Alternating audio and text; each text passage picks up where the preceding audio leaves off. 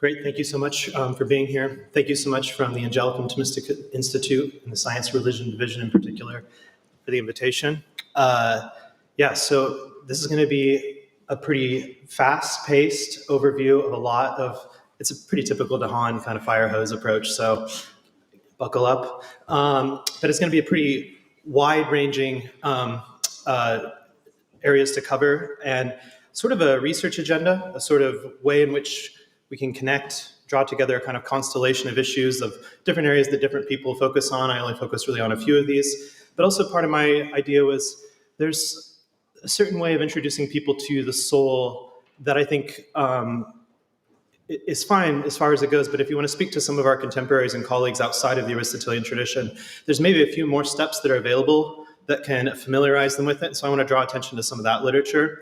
I'll be making lots and lots of assertions with very few arguments. So people like Father Philip Neri, if you have that kind of disposition where you like to know what the premises are and what the arguments are and how the inferences really work, you're not going to like this talk very much. But I'll try to give some arguments later on if there's some questions. Yeah, look at them over there.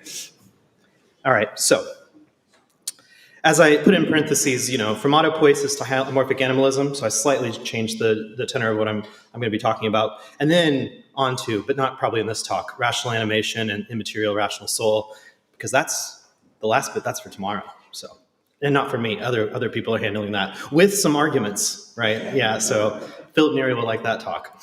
All right, so first I want to talk briefly just about how we get into this issue and what are some of the potential obstacles that Thomists and Aristotelians need to engage. Of course, I can't avoid talking about MacIntyre a little bit, even though I was asked not to.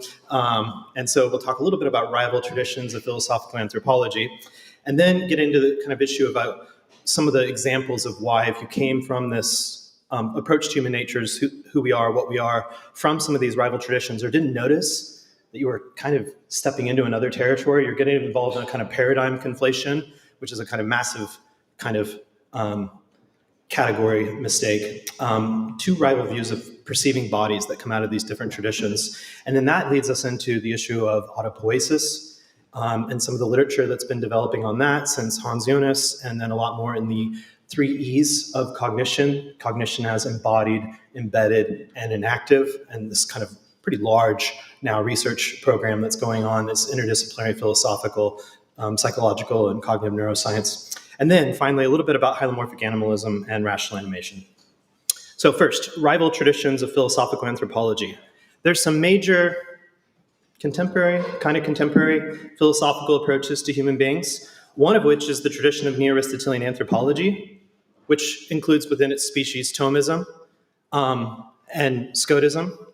There are a lot of us Thomists now who are trying to actually reinvigorate Scotism, in part because we want to have arguments with people who have good objections to Thomism. But those would be two rival views, as well as a varieties of contemporary secular neo-Aristotelian approaches as well.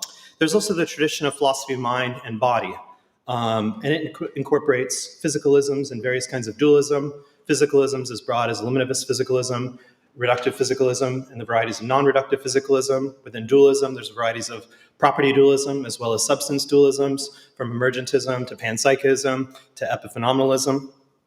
And I think the key point that I want to make is that these are two rival traditions. The neo-Aristotelian tradition is a paradigm. It's a distinct tradition that asks the questions who we are and what we are in different ways from the philosophy of mind tradition. And it's not as if they can't be engaged with each other, but you're going to have a lot of paradigm conflations if you aren't careful about their different ways of articulating questions. So to try to throw hylomorphism within philosophy of mind-body is likely to cause numerous problematic paradigm conflations. Other traditions of inquiry include the phenomenological anthropological tradition of Husserl, Merleau-Ponty, Heidegger, including into the hermeneutical tradition of Paul Ricoeur and others. And there's also the tradition of conceptual anthropology, which includes the later Wittgenstein, the work of Gilbert Ryle, like his concept of mind, as well as Austin and others that are kind of that approach. And then there's recent efforts to rehabilitate a kind of Neoplatonic tradition of philosophical anthropology, and I'm thinking here especially of the work of Rist and Lloyd Gearson and others following kind of that line. And then there's others that are maybe less notable amongst contemporaries really trying to defend. There's a lot of neo-Kantians in ethics, but neo-Kantians really defending a neo-Kantian anthropology not so many of them, especially even less that are engaged in neo-Hegelian traditions. And then there's a number of what I call miscellaneous misfits. These are individuals that often were educated into one of these philosophical traditions of anthropology, but have found their way out of it and are not really, they're likely drawing on these different traditions in different ways. And someone like maybe John McDowell is a nice representative of that because he draws on Aristotelian elements, he draws on elements from phenomenology, he draws on elements from philosophy of mind, but also a lot of elements from Wittgenstein, but he doesn't neatly align himself with any one of these traditions. And a particular group that is characteristically eclectic like this, that's kind of a miscellaneous misfits, but have started to form a kind of homogenous tradition, is the 3 E's approach in cognitional theory. Again, 3 E's meaning embedded, that cognition is embedded, cognition is embodied, and cognition is inactive. And this group is becoming a kind of proper tradition of inquiry. They draw on elements from philosophy of mind, they draw on elements from cognitive neuroscience, they also draw on a number of elements from phenomenology. Some of the most important advocates of this group, in particular, I'm going to be talking about Thomas Fuchs quite a bit when I treat Autopoiesis, as well as people like Valero or Evan Thompson, or more particularly Dan Zahavi. They're like serious Husserl scholars or serious scholars of phenomenology. Zahavi in particular is someone who's kind of seen as being a part of this 3 E's movement, and he's an authority on Husserl, but is also an authority on working on a kind of phenomenology and embodied cognition approach to this. And of course, the 3 E's cognitional group movement has its roots in people like Hans Jonas, people like Merleau-Ponty, and then from the North American context, ecological psychologists like James Gibson and others. So this is a group that has become quite dominant in the interdisciplinary space of cognitive science. You can't really do psychology, cognitive neuroscience, or areas of philosophy related to that without at least dipping into this area of the 3 E's of cognition. And the other reason I would suggest that it's becoming part of a proper tradition of its own is because there are some of its authors like Sean Gallagher and Dan Hutto who are beginning to develop an activist conceptions of ethics. So you can see the program is getting broader than just approach to the kind of theoretical issues of anthropology. They're also getting into some of the practical ones. So each of these rival traditions understand and conceptualize the basic questions of philosophical anthropology. Who are we? What are we? So they might even ask the question instead, who am I? What am I? And there's an important difference in that inflection of whether the question is who am I and what am I? Or if you think the question really is just what am I and you ignore the question of who am I entirely. So related to this are 3 intersecting features of common sense truism. If you went out and did an ethnology, somehow all 3 of these further questions are going to arise. I think if you did any anthropological work in the sense of like a kind of cultural anthropology, it's inevitable that these 3 are going to be somehow related to each other, and I think fill out the kind of question of what are the questions who we are and what we are. So how are practical, theoretical, and existential worldview inquiries and stances, how do they inform and interrelate to how we address the basic questions of philosophical anthropology? Is it just a theoretical inquiry? Do practical normative things also work into that? Does someone's overall view about what exists in the world and what do they think is the significance of the meaning of life and death? By existential worldview, I mean both those things, both something quite French, having to do with living and dying, but also something as in just straightforward as in what do we think exists in our world? How do we think about the relation of those? Also, how are developmental, physiological, psychological, personal, social, or existential worldview factors interconnected, or maybe everything we want to say about who we are, what we are, is reducible to one of these? It's just entirely reducible to the psychological, entirely reducible to the physiological. How do we connect those different factors, and how do we conceive of them developmentally in human life with the question who we are and what we are? And then also, how do singular and plural, first person, second person, third person perspective taking features inform our approaches to addressing all of these elemental questions of philosophical anthropology? Do we jump in and we think the mind is only available from a first person perspective, and yet bodies are only available from a third person perspective? How do we think about the relationship of these kinds of perspective taking to the way we ask these questions?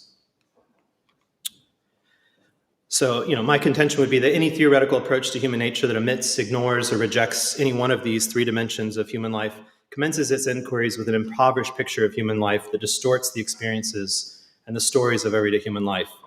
And so a basic challenge for traditions of philosophical anthropology is In what ways have the major traditions of theoretical inquiry concerning human nature achieved, failed to accommodate, or excluded and rejected some of these three truisms of features of our everyday common sense? So once again, those are various approaches. Now, I'm not going to go into the details, but I think it's important to just see the differences and try to think reflectively about what would it be for Neo-Aristotelian Thomists to engage these different traditions of inquiry, and how would one do it in a way that didn't involve you in paradigm conflations? How could you engage philosophy of mind without distorting hylomorphism?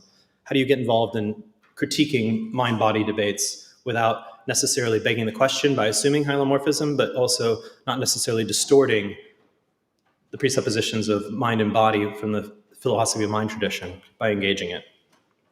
Right. So this is going to feed into certain assumptions about how we perceive living bodies or how we perceive living things at all. Those different traditions are going to have different approaches to this. And what I want to highlight very quickly, too rapidly, a lot of contentious debates are in this space right here, but how the Aristotelian Thomist tradition is aligned with the phenomenological tradition and the conceptual anthropology tradition of Wittgenstein and Ryle on the question of how do we perceive living bodies. And so those three kind of actually interestingly converge in their agreement and their rejection of the approach, the dominant approach of philosophy of mind. And I should say the dominant approach in the last century has been the approach of philosophy of mind.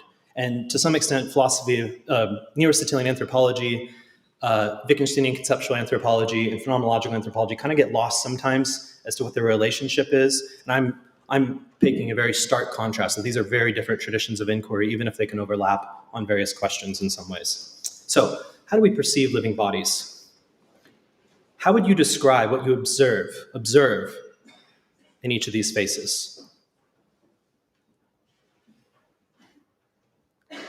Unfortunately, I didn't arrive a few days early. I was going to go and try to get Father Philip Neri to give me a bunch of these faces, but he doesn't know how to do a scared face because he's not scared or intimidated by anyone, so it wouldn't have worked anyway. What about describing each of these faces? Now, normally when I spend a time talking on this, the next slide is a set of dolphins. They're looking cute, some of them. Some look a little aggressive. Then I do some like corvids, and then I do some cephalopods, like an octopus, and look at the different colors and how well would you grasp the different faces or observe there. We don't have time to go through all that. How many true descriptions are there of what you observe in each face? Is there one true description? Are there two? Is the plurality of true descriptions available for what you describe in these faces? Did you observe the facial expressions? Did you observe emotions? I mean, all those, these illustrations are often used to try to do some of the stuff that the basic emotion theory, name just lost me. Someone thinking of basic emotion theory with the faces. It's like a development of Darwin's view. No one knows the name. Who's the guy's name? I lost it. Anyway, it's like a development of Darwin. One of Darwin's later monographs was about the kind of evolution of emotions and emotional expressions and how they're sort of fixed. And this guy, made a real range of work on the basic emotions and how there's certain fixed facial expressions for them. And, he was able to move all the little micro muscles that all of us move just automatically, which we'll get into our issue of transformative rationality and human control later on. But what are you observing? Are you just observing the micro muscles and the physiological movements, or are you observing emotions? Are you observing like genuine psychological features? Are the psychological features worn on the surface of the face?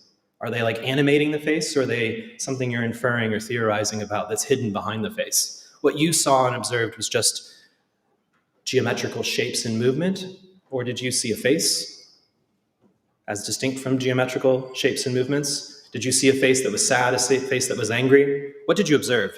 Or did you project all that emotional stuff on there? Or, for instance, did you actually project the physiological characteristics of the muscle movements? Do your true descriptions include more than you can observe? And if you can observe certain emotions in the facial expressions of humans and other animals, why would it be more difficult or impossible to have true or accurate descriptions of some other animals' faces, like, for instance, that of an octopus? Does it make sense to even say an octopus has a face? If you need to project such psychological, mental characterizations onto these animals' faces, do you also need to project onto these geometrical shapes such psychological characterizations as a face or as an animal?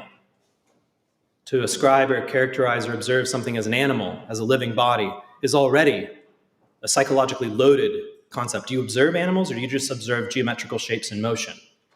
And how then do you discriminate the geometrical shapes in motion that are animals, that are from plants to non-living things? One thing to note here is that philosophers, psychologists, others use the terminology of common sense a lot, but it's important to draw attention that there's no such thing as just common sense.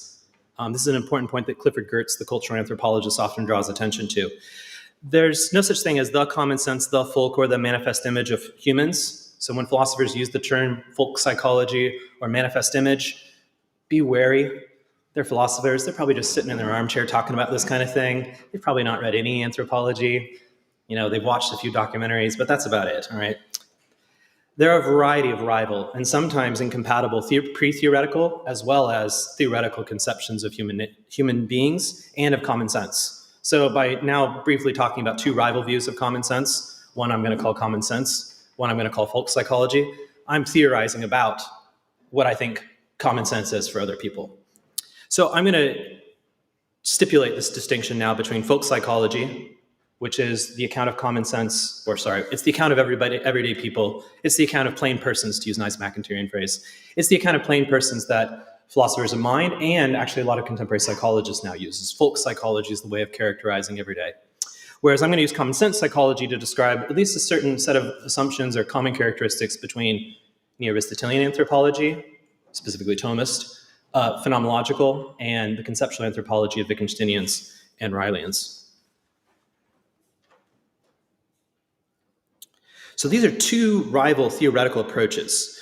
Folk psychology endorses what unfortunately has been called theory of mind since at least Premack's 1978 paper on Does the Chimpanzee Have a Theory of Mind? Theory of mind is this, it's older than me, research paradigm of trying to think about whether or not other animals theorize about what they observe in other animals. But it's based on this conception of folk psychology, which is from, it goes back to Russell and propositional attitudes. It goes all the way back to John Stuart Mill. But it's the idea that what we observe are just bodies that are movement and various kinds of geometrical shapes, and we theorize about what we think are the causes, the mental, psychological causes behind the bodies. All we observe are the bodily movements, and when we theorize about other people's minds. So, for instance, you aren't actually hearing any meaningful speech or watching an animated living organism speak at the front of the room. All you're observing and perceiving is just a body in movement, making various percussive sounds that are permeating throughout the auditorium. And you're having a theory of mind that what's causing these percussions coming at a rapid pace at all of you is someone who's tried to do too much in a short period of time of a lecture and communicate those things. But it's not something you're actually observing any of the psychological features of me. It's all part of a theory of other minds. And it's sometimes in the literature called mind reading as well. It's really important to note that common sense psychology, so the Neo-Aristotelian tradition, the conceptual anthropology of Wittgenstein and Ryle, and the phenomenological tradition, basically universally rejects theory of mind. This is a mischaracterization of what we're describing and what we should be describing and how we characterize what we observe in others. So they, in their very account of how they start thinking about other plain persons, everyday people, they start with two very different committed theoretical views about what's observation, what's observable, and what is animal behavior or comportment, of psychological phenomena, and of the connection between psychological phenomena and bodily movements of animals. So I'm not going to go through all of this, but philosophy of mind, especially in the 20th century, starts from a kind of presumption of physicalism. Its early history from Descartes through the Cartesians starts from the presumption of mentalism and then works back to the physical. But in the 20th century, it really starts from there's the physical as the physics describe it, and can we make the mind fit in the world some way or another? But generally speaking, the point I want to draw attention to is that they start with a mental-physical dichotomy, and they use this to characterize the basic stance of folk psychology. And my key point here is that they think that folk psychology is an apt account of everyday plain persons, that plain persons are always engaged in the business of theorizing about the behavior of humans and other animals. Whereas common sense psychology holds instead that embodied human and other animal behavior is largely observable psychological behavior, including linguistic discourse and other forms of embodied communication. Through experience and learning, our observational capacities become attuned to the affordances of the psychological behaviors of humans and other animals. Affordances is this key term from this famous ecological psychologist, James Gibson. He's got an earlier book called The Senses Considered as Perceptual Systems. This is just a quote from his later book, The Ecological Approach to Visual Perception.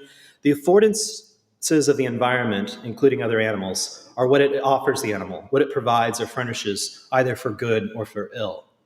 So it's not like we just read these things off. There's this element of enactivism. Enactivism is that perception in observation is integrated in a sensory motor way through all these sensory motor contingencies.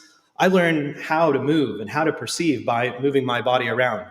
My 8-month-old, she's like, just learning to kind of crawl and grab objects. She's able to now identify faces and recognize people, and she can look across the room. But that was a real effortful process of development for the last 8 months. And that's going to mature into someone like my 2.5 month, 2 years, 4.5.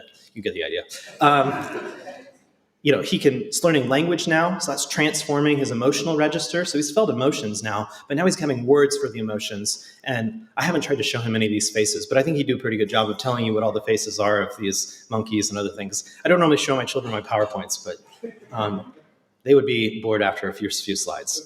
You guys maybe can tolerate 5 or, all right. So the affordances are what we perceive in objects. There's a realist account of these. It's not just geometrical shapes and movements that's available in the environment. It's also these affordances. Now, affordances really target what Aristotle identified long ago in his De Anima, Book 2, Chapter 6, when he talks about per accidens sensibles as distinct from the per se, well, he did say per accidens, but the per se sensibles, the essential sensibles of the 5 modalities or qualities of the external senses, as well as the common sensibles, which are picked up by more than one of the 5 external senses. Aristotle identified these per accidens sensibles, like the son of Diaries, that come along with the observation of the essential sensibles of color, shape, movements. And Aquinas, following Avicenna, later identified these per accidens sensibles as individual intentions, individual meanings, which we might even better translate just as affordances. Those are objects of the environment that are registered by the estimative power in animals or the cogitative power in humans. So the sheep recognizes all wolves as predators, right? It doesn't just recognize a color, shape, magnitude, or movement, or smell, or odor. It recognizes something like, this is a natural predator, right? And they can learn these affordances in quite sophisticated and complicated ways. Among the affordances we observe and describe are the inactive, embodied, and embedded comportments, behaviors, or movements of other living organisms. Oops, sorry, I didn't. Yeah, okay. So how might we elaborate this account more for our contemporaries in biology, philosophy, and theology?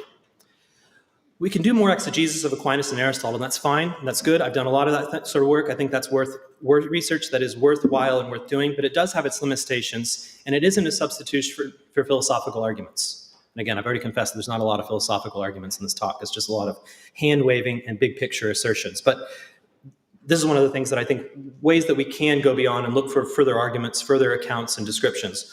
One is we might look to some of the work of Michael Thompson, like his book, his monograph, Life in Action, and other essays that he's written. And actually some of the essays are some of the more detailed account of what he calls Aristotelian categoricals and natural history judgments. He wants to talk about the very way in which we try to conceptualize or observe or approach any life form always involves these types of Fregean judgments that constitute the grammar of how we make judgments and claims about other animals.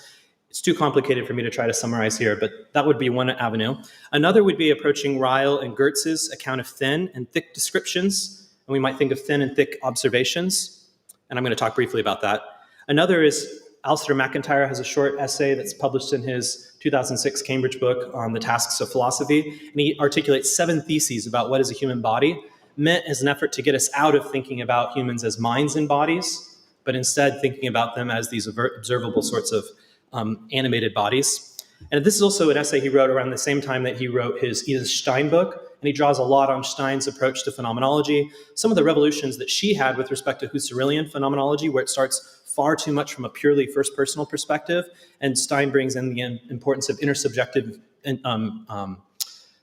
interactions, and is already anticipating the kind of theory of mind approach and critiquing that very approach. So McIntyre's drawing a lot on Stein and some of the things he argues here. And then, as I'm going to do in the next session, I'm also going to talk a little bit about the 3 E's of cognition and the ways in which they've integrated phenomenology and autopoietic accounts of human living. So really quickly, the thin and thick descriptions. This comes from Gilbert Ryle's essays, Thinking of Thoughts, What is Les Penseurs Doing? And then it's developed in a very famous essay by Clifford Geertz in one of his major collections of essays called Cultural Interpretation. But the essay is called Thick Descriptions. And his point is looking at Ryle. Ryle is basically telling us what cultural anthropology is with his account of thick and thin descriptions. So I'm going to go through this really quick. For those of you like me who are trying to do more than just do armchair anthropology, and you're not sure how do you get into reading anthropology, I think Clifford Geertz, for good or for ill, he's like the philosopher's cultural anthropologist. So if you're looking for an anthropologist to start reading, and you want to start learning about the anthropological ethnography of cockfighting and looking at people in Java and some of his studies in Indonesia or some of his studies elsewhere, I think Clifford Geertz is a good entry point for the philosopher or the theologian who wants to start getting their toes wet and trying to get into some others. Mary Douglas, of course, is another excellent source, as well as our Victor and Eleanor Turner, some of those authors. But I remember the years of grad school, I didn't really know how to break into this, but those would be some of my suggestions for people. If you want to find philosophically minded cultural anthropologists, those would be people to look at. So really quickly, this distinction from Ryle that Geertz uses. So he has a quick little story about some little boys, and they're having a kind of conspiracy of throwing a water balloon at somebody, something like the details of this. And he wants to distinguish between a thin description and a thick description. And one of the boys, his cue to show when somebody is approaching, the water balloon needs to be thrown, he's going to give a wink. And that's going to signal it's time to throw the water balloon. And the older brother is watching these two younger chaps carry out this. And so when the wink starts happening, he also starts winking. But he's not winking for the sake of signaling a time to attack through the water balloon. He's winking as a parody. He's parodying a wink. He's parodying the signal. Now, it also happens to be the case that the boy who's going to have to give the signal, when they made this plan a few days before, he realizes he's not very good at winking. So he made this plan and made this agreement. He's going to wink to signal it's time to throw the water balloon, but he doesn't know how to wink. So he spent hours in front of the mirror practicing winking and trying to get the blink into a wink. But that's not sending a signal to your compatriot to throw a water balloon. That's practicing or rehearsing a wink. And then I try this out, but people are just too young, and this is a very international audience. But if you've watched Seinfeld, there's an episode in Seinfeld where they're at the cafe, and Jerry's being really healthy, and he's eating a grapefruit, and he put a fork into it, and the pulp shoots across the table into George Costanza's eye, and now he's got a piece of pulp in his eye, and so he's got this twitch, and his eye just keeps winking and keeps winking and winking, but he's not doing it for any of these other factors. It's not a human action. It's rather an act of a human that's occurring. What Geertz wants to point out and what Ryle wants to point out is those are 4 different thick descriptions, but they all have the same thin description. They're all just the contraction or the closing of an eyelid. But what we observe in the world and what we describe and what's the business of cultural anthropology, how we really interact with humans, is at the level of thick descriptions. So for one and the same thin description, you would not know at all what the human being is doing, what's going on in the human context. But the thick descriptions, and I contend that the thick descriptions are thick observations that you've become attuned to. These are things you just observe in the world. You can be aware of these 4 different thick descriptions. So we could elaborate that in much more detail and try to describe and defend it. These are McIntyre's various theses. But I'm not going to go through them because I've got a lot more stuff to get to. So the key point here is that embodied human and other animal behavior is largely observable psychological behavior. And there's a lot more to be said about this, but I'm going to get from now autopoiesis to hylomorphic animalism. All right, so the general approach here would be to kind of give a quick account of Aquinas's general hylomorphic theory of nature, how hylomorphism is composed of matter and form, and that the nature of any animal substance is constituted by its animating form and its animated matter, that it's in form matter and in mattered form, And that's an important approach. And from the point of view of Thomism, right, there's a broad natural philosophy here available. And so there's a lot of arguments that have already been put on the table in order to make a general kind of philosophy of nature, a general kind of hylomorphism, how it captures all physical objects. And I think that's important. I think there is an element of kind of a back and forth, though. We do some work in anthropology, and then we do some work in natural philosophy, and they kind of are mutually informative. But it is the case that we can give a kind of general account for hylomorphism, where humans are just one among the physical objects in the world that we want to talk about. And so what the explananda are, the things that we want to explain, like substantial changes and accidental changes of various species, those are all fine. Those are all appropriate ways to engage this.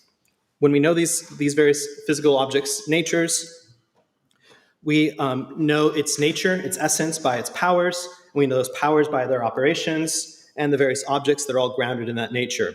And so we have the kind of classic Aristotelian heuristic principle from De Anima 2:4. And did I get that right?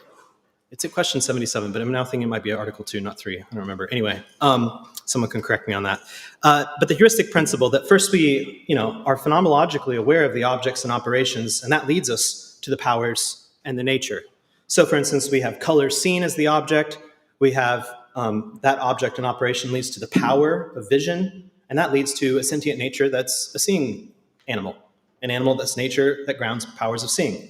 Or from memory is recalled, we get to the sentient power of memory to our sentient nature.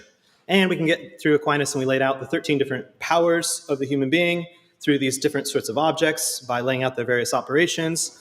The blue are the ones that are embodied, and then later arguments that we're going to hear from Adam and others tomorrow are about why the last three are white and not blue. And then we can have fancy Maritain-esque charts about how all this stuff lays out in a kind of dynamic relationship. All important stuff to do, but I wasn't asked to talk about that today. So thinking about this kind of approach about how we perceive living bodies, we want to think about what's the explanandum? What's the sort of thing that we want to explain? And in the human case, it's quite unique that we both want to explain living bodies, but also the lived body that we experience. And we would explain this and should explain this through an Aristotelian heuristic of objects, operations, powers, and nature. But we can approach that question of objects, operations, and powers from a phenomenological approach and through a scientific and natural philosophy approach. And what I want to suggest is that the first level of explanation, one of the first levels of explanation where we get to an explanans, is the kind of autopoiesis. Then we can go a kind of deeper level into rational animation, which is why rational animation and living is a different kind of autopoietic, self-making living. And then we can get into the details of the metaphysics of hylomorphism as a deeper explanation of the rational animation in humans. And then a fourth level is why there's something metaphysically different about rational animation that leads to arguments for the immateriality of the intellectual operations, power, and soul. So here what we need to do is, I think, fill in a lacuna in the Neo-Aristotelian tradition of philosophical anthropology by drawing on some insights of these other traditions to fill out the account of humans as developing independent rational animals. So the lived body and living body, it's important to draw attention because we often overlook this, that the lived body of our experiencing, it's enabled, sustained, and is a manifestation, in fact, of a living body. But also the living body that's studied by physics and natural philosophy, this is only known to us because we experience it phenomenologically as lived bodies. And so these two conditions need to be seen as interconnected and not be abstracted away from, something that Merleau-Ponty spends a great deal of time doing throughout his phenomenology of the body. Phenomenology of perception. But it's about how the perceiving body leads to our understanding of other kinds of bodies and perceiving them. Now, Thomas Fuchs, in his excellent monograph, Ecology of the Brain, the Phenomenology and the Biology of the Extended Embodied Mind, talks about this as dual aspect, but he's trying to get really far away from dualism in philosophy of mind. So I think the language, pragmatically, of dual aspect is misleading. It's unhelpful in various ways, and I think it'd be better to talk about it in terms of a kind of bivalence, that these two valencies of living bodies and lived bodies come together. So Fuchs wants to actually draw attention to how the embodied approach is related to the phenomenological approach and integrates with the Aristotelian approach. So he wants to talk about the physical in a way that refers to the subjective or lived body, and on the other hand, to the organic or living body. To apply the concept of physis from Aristotle as nature in this extended sense, we can also characterize the subjective body as the nature that we are ourselves, and the physical body as the nature we have. We connect the phenomenology of bodily existence with the Aristotelian tradition. On the one hand, a person's body is the phenomenal lived body, subjectively experienced yet also perceived as an animal physis by others. And on the other hand, it's the physiological organic body. Under both aspects, it is a unified physical lived and living substance. And I also, of course, like the Fuchs book because, like Maritain, he's got lots of great diagrams and charts and stuff like that in it. Now, what does autopoiesis mean? How is this concept defined? And how is it understood by this approach? Living organisms can be characterized first as complex physical bodies or systems, which through the continual functioning of their metabolism maintain their form and structure over time. And I think Fuchs is unique in the embodied approach by going out of his way to show the resonances and overlap with the Aristotelian tradition here. This process of maintaining life is to be understood as active self-organization or autopoiesis. So at a first level of kind of philosophy of nature, I'm saying this is what we should do as a kind of preface before we talk about De Anima 2, chapters 1 and 2, talking about the soul as the first entelecheia of an organic body with the potentiality of life. This is where we should start with the contemporaries, not with De Anima 2, 1 through 2. We can get to those arguments later, but this is where I think we should begin talking. So autopoiesis is the kind of self-making, this pretty straightforward feature that explains the kind of living bodies of the organisms around us. An organism's form permits its matter not merely to flow through it as a whirl does through the continual flow of a river. Rather, it submits matter to its own principle and purpose by incorporating and transforming it.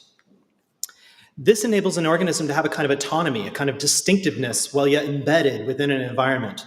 The basis of an organism's autonomy is the special reciprocal relationship between the whole and its composite parts. This is first manifest in the differentiated part functions, that is, in the formation of systems, subsystems, and organs.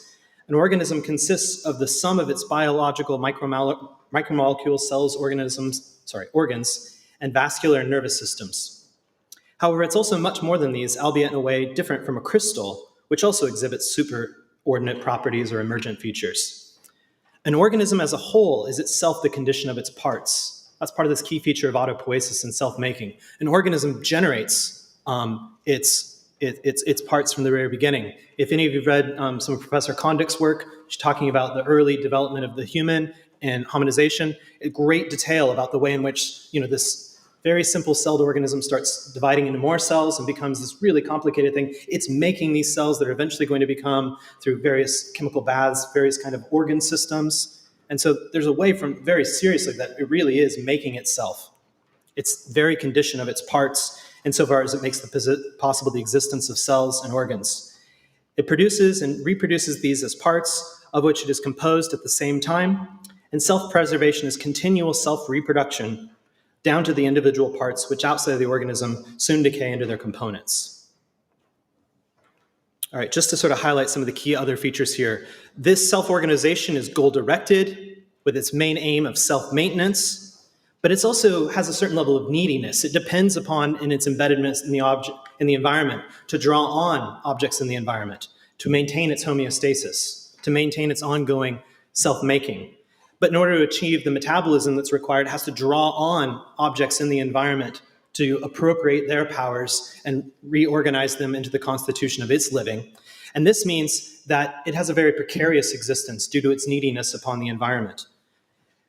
As it develops and we get more evolved forms of autopoiesis in living organisms, it needs to be able to anticipate life-threatening or problematic objects that it shouldn't be trying to assimilate into itself. So it has to develop a kind of adaptivity where it can make sense, or rather, I would say affordance making. It can inactively discern and work through its self or through its propagation to other individuals of its species, ways of identifying what to take in and what not to take in.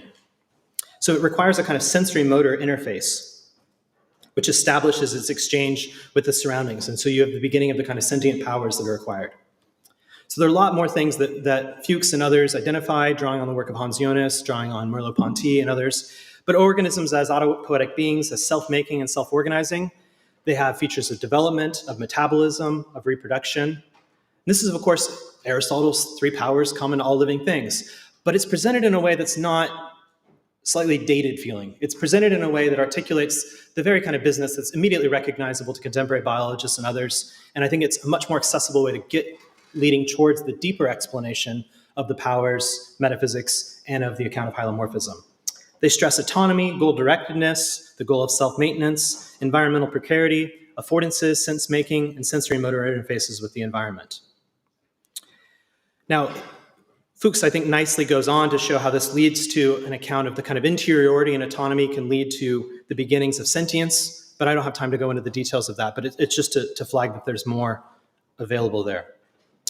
So with this perspective also starts to come in view the importance of distinguishing between the psychological attributes and how they're hylomorphically or autopoietically embodied in subpsychological attributes. So with the arrival of sentience, you have various psychological attributes like conscious awareness, perception, emotion, the kind of sensory motor interface that Fuchs is talking about. And it's also a key important. Aristotelians need to learn the lesson that sensation is deeply intertwined with movement. Aristotelians have too much of an account of perception as just merely passively received and not a sufficient account of how perception and sensation is actively moving. You can't see without moving your eyes and moving your head, moving your torso, moving your neck. I mean, that's how we engage objects, and we often integrate the visual with the tactile and with the audible. But all of these psychological attributes, all these psychological powers, well, with the exception of the intellectual ones that we're going to hear about tomorrow, are embodied. And so because they're embodied, they're going to have subpsychological attributes like neural glial systems, endocrine systems, muscular systems, and cardiovascular systems that are integrating them. And the autopoietic approach of authors like Zahavi and Fuchs and others, I think, show a nice way of integrating these, which can then be opened up to a deeper metaphysical explanation, something that the Aristotelian tradition can provide the phenomenological tradition, because it tends to be quite sparing, if not allergic to metaphysics, some of the account of how to relate these. Now, the temptation will to think of the psychological and subpsychological in a mental mind-body, mental-physical kind of distinction. But I think Aristotelians would suggest that we should think of this in a hylomorphic way. From this account of autopoiesis, we can look to more scientifically detailed accounts of the organic functional parts of organisms or explain their ontological functions. Scientifically, we can do that by looking at some of the stuff that I've and others have talked about, by looking at the new mechanist philosophy of biology. Or ontologically, we can shift gears, and this is where I think the place of hylomorphic animalism starts to come on the table, where we think of the psychological to the subpsychological as form is to matter. So the new mechanists have these really fancy models about how biological mechanisms are organized in these various ways, and they look at how the top mechanism is itself made up of various components, but those components are also mechanisms made up of smaller elements, how they're both top-down and bottom-up interventions. This new mechanist approach is nothing like the mechanisms of the scientific Enlightenment. It's a very different biologically focused research program. But I've talked about it a lot in the past, even here, so I'm not going to get into the details of it. So what instead I want to just sort of highlight is how we get from where we were into talking about hylomorphism, and I'll conclude with that. So with respect to hylomorphism, this model suggests that we should think of the autopoiesis of the self-organization. What's the deeper explanation of this self-making is going to be the form. The form of the thing's organization matters. It operates as an irreducible ontological principle, one that accounts at least for what things essentially are. The formal organization that explains the autopoiesis operates as an irreducible explanatory principle that accounts in part for what things do, what powers they have, and it also counts. It explains the unity of things, including the persistence of them. So the deeper explanans of autopoiesis, I'm suggesting, is substantial form. And this is the place where we start giving an account of how substantial form as soul is the animating organization, providing a metaphysical account of what autopoiesis is giving at a more surface ontology approach. So it's important within hylomorphism to think then of three modes of hylomorphism. First, there's the bread and butter hylomorphic account of substantial form and prime matter. But we also should be thinking about these powers that we have, these psychological, psychosomatic, embodied powers, as constituted from the formal organization of material organs. So both comprising psychological and subpsychological aspects. And furthermore, we shouldn't just think of the powers as hylomorphic. We need to think about their activities, their operations as hylomorphic. They're going to be the manifestations of these organic structures in their formal organization. So seeing, hearing, touching, perceptually recognizing, remembering, feeling, these are going to integrate and involve hylomorphic types of organization as well. So this is just sort of extending Aristotle's point that vision is the form of the eye, just as the soul is the form of the body. So we should think about all the psychological attributes we share with other animals in the similar kind of hylomorphic model. Yeah. Skipping the metaphysics of power, so you can see how ambitious this is going to be. Yeah, so I'm going to end with rational animation. So when we get into rational animation, there's a lot, obviously, that goes on that makes humans very different from other animals. But one of the three features, and this has become, I think, an important talking point, there's an important essay of Matthew Boyle's. It's a critique of additive theories of rationality and a defense of what he calls transformative accounts of rationality, and identifies Aquinas and Aristotle as holding a transformative account of rationality. I want to gloss this by elaborating what I think how we should understand it. It's an important distinction. But there's really actually three ways in rationality is transformative of hylomorphic animals, transformative even at a kind of superficial level, but also at the metaphysical level. Most fundamentally, the rational soul grounds psychosomatic embodied powers that have native potentialities now for being actualized, coordinated, and directed by powers of reason and will. Because these are all powers of the same supposit, the same person, these powers now have new directionalities, new teleology that allows for them to have the potency to be integrated with rationality. Then we have, at the developmental stage, rationally controlled human actions. So the first grounds the possibility for transformative rationality, where most of the discussions about transformative rationality are kind of more talking about the second level, but it's grounded by that first level. Human actions can be comprised of rationally controlled actualization, coordination, and directedness of other psychosomatic powers, co-manifestations. So the powers we share with other animals can be fundamentally transformed in their operations to become parts of human actions. So you don't just have emotional responses or perceptual responses, you can come to have emotionally laden perceptual responses and emotional responses. And then a third level of transformative rationality is heading towards human flourishing. It's the virtuous transformation of those kinds of constellations or coordinations of various powers by human action. So you could have a rational transformation that heads towards vice or heads towards negligence or an inability to measure time and make a presentation fit within it and be respectful of it. So you can have people who are kind of encratic or acratic and not really very virtuous in how they set up PowerPoints, for example. So these are at least three modes of rational animation that transform the way in which we should think about these lower embodied powers. And without much grace, I shall conclude by having shown you some important points, I think, about rival traditions of philosophical anthropology, the importance of these debates that they influence about how we think about perceiving other living bodies, how this leads to an account of those living bodies we perceive as autopoietic, as self-organizing and making, how hylomorphic animalism needs to come in at that level, where we start talking about substantial form as soul as a deeper explanation of autopoiesis, and then the ways in which rational animation can transform how we think about that. So thank you.